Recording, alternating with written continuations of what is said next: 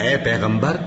جو ارشادات اللہ کی طرف سے تم پر نازل ہوئے ہیں سب لوگوں کو پہنچا دو، اور اگر ایسا نہ کیا تو تم اللہ کے پیغام پہنچانے میں قاصر رہے، اور اللہ تم کو لوگوں سے بچائے رکھے گا، بے شک اللہ منکروں کو ہدایت نہیں کرتا۔ کہو کہ اے اہل کتاب، جب تک تم تورات اور انجیل کو اور جو اور کتابیں تمہارے پروردگار کی طرف سے تم لوگوں پر نازل ہوئیں ان کو قائم نہ رکھو گے، کسی بھی راہ پر نہیں ہو سکتے، اور یہ قرآن جو تمہارے پروردگار کی طرف سے تم پر نازل ہوا ہے، اس سے ان میں سے اکثر کی سرکشی اور کفر اور بڑھے گا، تو تم قوم کفار پر افسوس نہ کرو۔ جو لوگ اللہ پر اور روز آخر پر ایمان لائیں اور عمل نیک کریں، خواہ وہ مسلمان ہو یا یہودی یا ستارہ پرست یا عیسائی،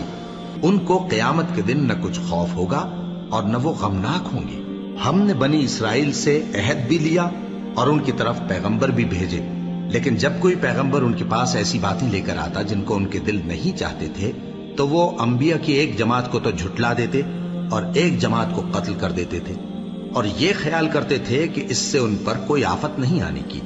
سو وہ اندھے اور بہرے ہو گئے۔ پھر اللہ نے ان پر مہربانی فرمائی، لیکن پھر ان میں سے بہت سے اندھے اور بہرے ہو گئے، اور اللہ ان کے سب کاموں کو دیکھ رہا ہے۔ وہ لوگ بے شبہ کافر ہیں جو کہتے ہیں کہ اللہ مسیح ابن مریم ہی تو ہے، حالانکہ مسیح یہود سے یہ کہا کرتے تھے کہ اے بنی اسرائیل، اللہ ہی کی عبادت کرو جو میرا بھی پروردگار ہے اور تمہارا بھی، اور جان رکھو کہ جو شخص اللہ کے ساتھ شرک کرے گا اللہ اس پر بہشت کو حرام کر دے گا، اور اس کا ٹھکانہ دوزخ ہے، اور ظالموں کا کوئی مددگار نہیں ہوگا۔ وہ لوگ بھی کافر ہیں جو اس بات کے قائل ہیں کہ اللہ تین میں کا تیسرا ہے، حالانکہ اس معبود یکتا کے سوا کوئی عبادت کے لائق نہیں۔ اگر یہ لوگ ایسے اقوال و عقائد سے باز نہیں آئیں گے